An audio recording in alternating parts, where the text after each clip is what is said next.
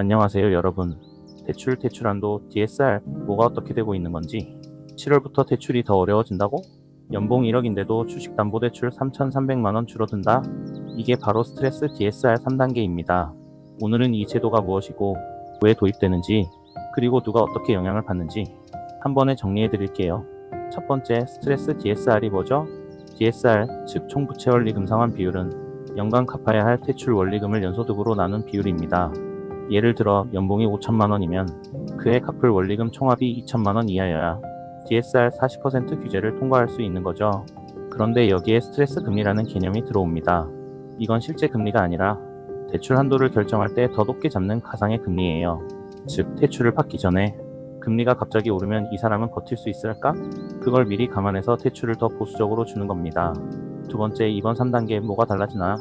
이번 3단계 방안은 모든 금융권의 주식담보대출, 신용대출, 기타 대출까지 전방위적으로 스트레스 금리를 적용합니다.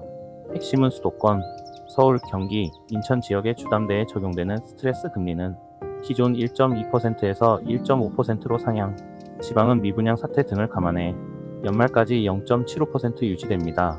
또 하나 주목할 점은 대출 상품 유형별로 적용 비율도 올라간다는 것입니다. 변동형은 그대로 100%, 혼합형은 60%에서 80%, 주기형은 30%에서 40%, 즉 금리에 덜 민감한 상품이라고 해도 대출 한도는 결국 줄어든다는 뜻입니다. 세 번째, 실제로 얼마나 줄어드나? 실제 사례를 볼까요? 연소득 1억 원인 사람이 금리 4.2% 30년 만기로 주담대를 받을 때 변동형은 5억 9천에서 5억 7천만 원으로 약 3% 감소, 혼합형은 6억 3천에서 5억 9천만 원으로 약 5% 감소, 주기형은 6억 6천에서 6억 3천만 원입니다. 연봉 5천만 원 차주 기준으로도 대출 한도가 1,000에서 1,700만 원씩 줄어들게 됩니다. 신용대출도 마찬가지입니다. 잔액이 1억 원 초과일 경우에만 스트레스 금리를 적용하지만 이 기준을 초과하면 신용대출 한도 역시 줄어들 수밖에 없습니다. 네 번째, 왜 이렇게까지 하는 걸까? 정부가 이처럼 강력한 조치를 내놓은 이유는 최근 수도권 중심의 가계부채 급증 때문입니다. 특히 토지거래와 가구역 해제 등으로 인해 서울 강남권 매수세가 다시 살아나면서 대출 증가 속도도 심상치 않았죠. 5월 가계 대출 증가폭은 6조 원에 달할 것으로 예상됩니다. 그만큼 부동산 과열과 부채 리스크를 선제적으로 잡겠다는 의도입니다. 다섯 번째, 시장에 미치는 영향은? 실제로 수도권은 대출 문턱이 올라가며 하반기 거래량 감소가 예상됩니다. 실제 대출 규제 전에 집사자의 움직임, 즉 선소비 현상이 나타나는 중입니다.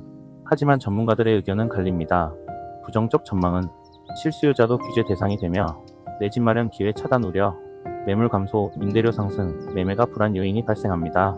긍정적 또는 제한적 전망은 지방은 유예 조치로 영향 미미하고 호가 주택시장은 이미 현금 위주라 타격 적습니다. 또한 기준금리 인하가 병행될 경우 규제 효과가 상쇄 가능성이 있죠. 마지막으로 결론적으로 스트레스 DSR 3단계는 더는 쉽게 빌릴 수 없다는 신호입니다. 특히 수도권에서 집을 사려는 분들에겐 7월 이전이 사실상 마지막 기회가 될 수 있습니다. 반면 대출에 크게 의존하지 않는 강남, 용산, 성동 등 고가 지역은 큰 영향 없이 움직일 가능성이 높죠. 이제 부채 관리와 대출 전략은 그 어느 때보다 신중해야 합니다. 이번 영상이 여러분의 의사결정에 도움이 되었다면 구독과 좋아요 부탁드릴게요. 감사합니다.